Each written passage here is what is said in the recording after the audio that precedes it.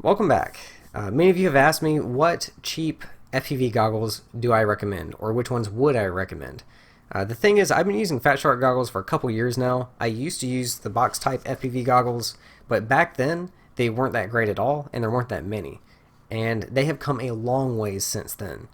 So I don't want to recommend the ones that I used to use, and I also don't want to recommend anything that I haven't used before.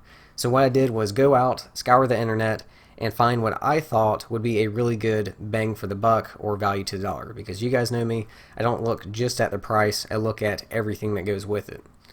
I will leave you a link in the description below to where you can find these. They are the Eachine VR D2 Pro.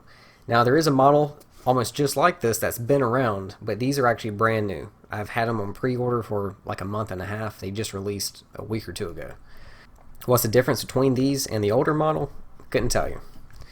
But overall, I am very impressed with these goggles for the price.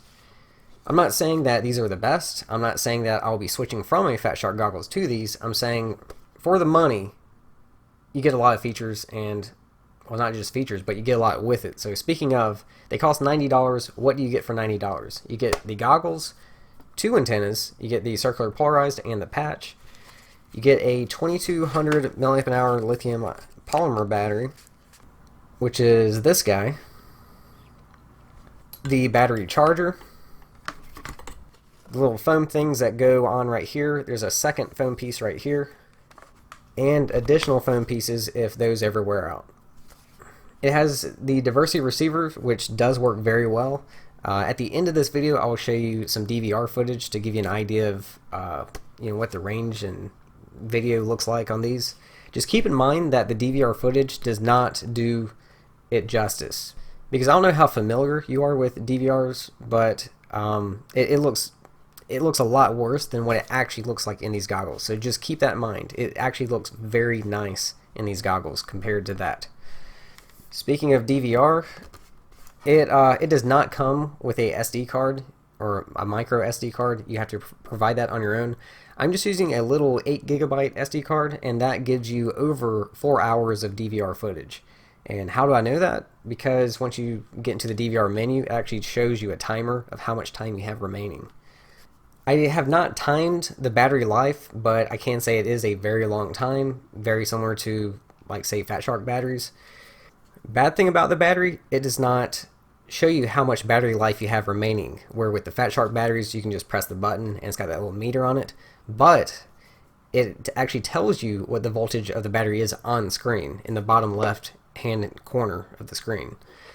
The battery charger, once you plug this in, it lights up red once it's charging. Once it's fully charged, it gives you a green light. The battery slides into this cover on the back of your head strap, and it actually fits nice and snug. You just take this wire, run it up to this, and plug it in. As far as the straps, they're actually kind of comfortable. They are adjustable with Velcro. You just unvelcro it right here, pull it tight, or make it looser, and then Velcro it back on. As far as the comfort of the goggles themselves, and this part right here, it's really not that bad.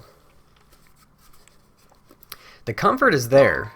The only problem that I see is because these don't fit your face perfectly like Fat Shark goggles do, there's a little bit of a gap on the bottom, and you will get a little bit of light coming through that gap.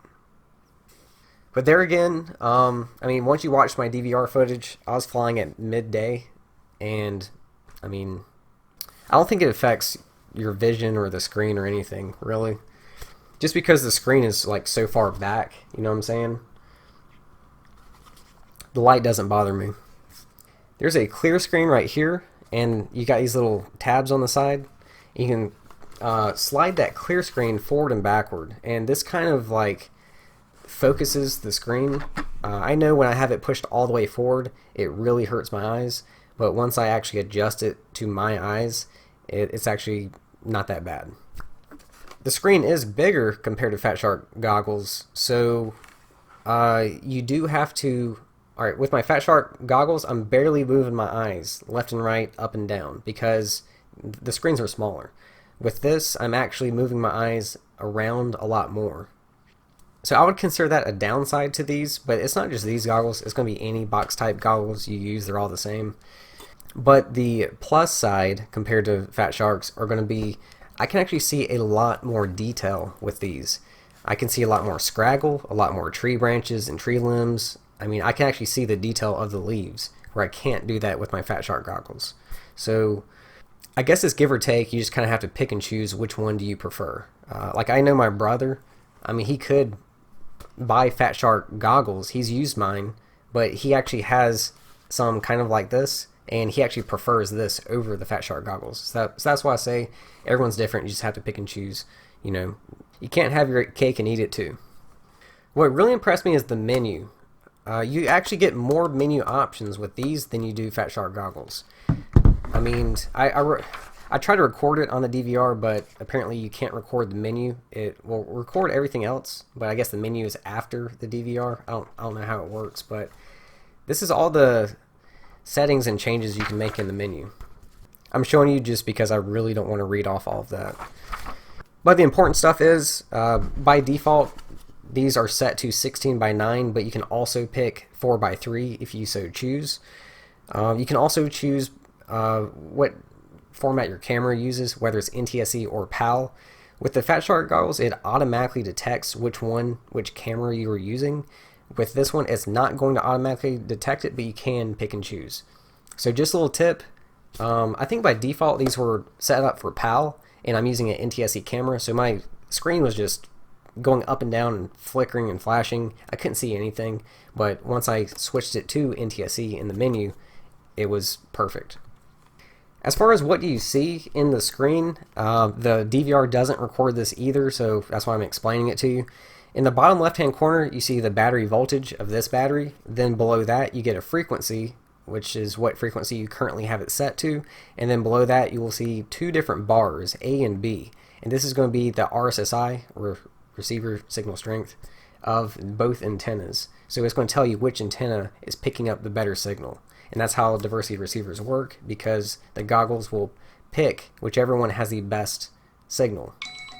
And another thing that impressed me is it has a band scanner button.